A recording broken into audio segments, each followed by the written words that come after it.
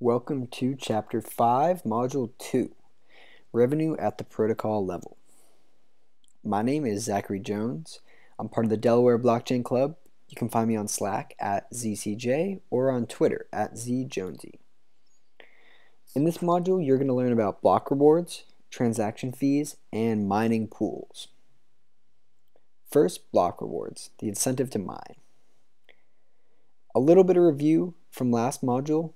But a new block is found every 10 minutes. A miner is paid when they find this block by solving a computationally difficult math problem. The current reward for finding a block is 12.5 Bitcoin. That means that over $1 million in block rewards are paid out every day, given the current price of Bitcoin at the time of writing. The mining reward started at 50 Bitcoin, and it halves every 210,000 blocks. The first halving was November 28th, 2012, and the second was this summer, July 9th, 2016. So if the reward keeps halving, won't it just keep getting smaller?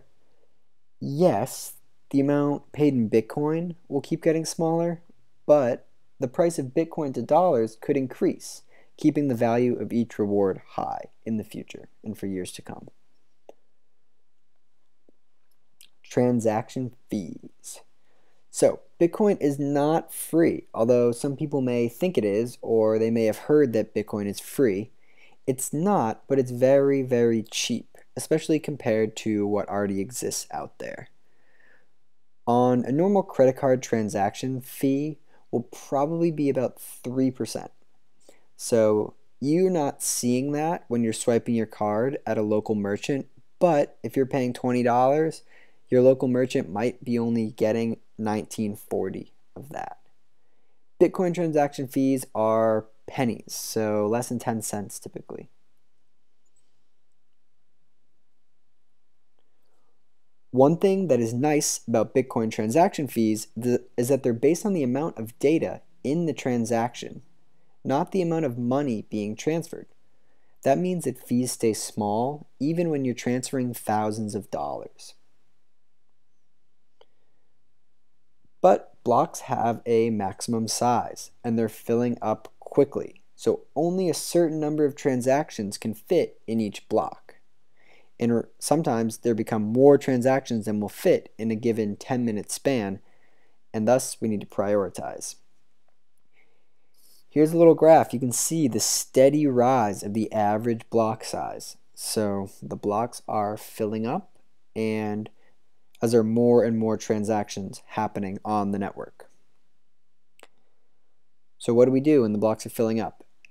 The miners prioritize which transactions to put based on who is paying the highest transaction fee.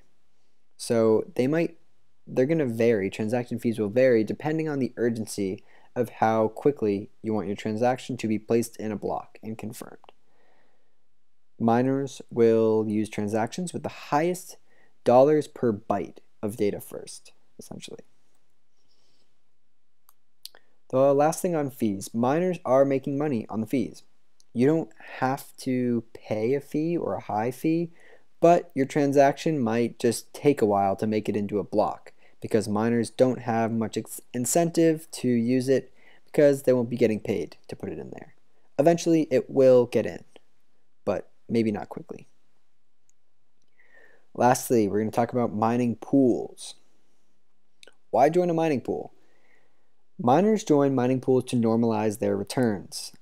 This puts the law of large numbers at play and makes it your friend, because since Bitcoin payouts are random, you might be getting a lot of money one day and not that much the next day. By joining a pool, you're agreeing to use a percentage of your hash power and get paid based on what percentage you're contributing to the pool. Just for an example, say you had 1% of the hash power on the network. You would expect to make about $11,000 a day, which is a lot, but that's only about one block that you've gotten per day. And because of the random nature of Bitcoin, and the math problem that you're solving, you might go days without getting any blocks, which is not good if you need to pay rent. So if you go days or a week without any revenue, you might have a randomly down month, and this fluctuation is not ideal for doing business. So what you do is you join a mining pool, and you can see the biggest ones out there right now. So Ant Pool controls almost a quarter of the entire market. That means 1 out of every 4 blocks is found by Ant Pool, which is going to normalize your returns a lot better than finding 1 out of every 100 or 1 every 1,000 blocks. Lastly, the pools have small fees. To cover the cost of coordinating the pools, you'll usually have to pay a small fee for joining, and that's just the price you pay for getting normalized returns and for somebody to coordinate all the different miners. All right, well, thanks for following me along in that module. If you have any questions or any improvements, you can ping me in Slack or comment below. Thanks.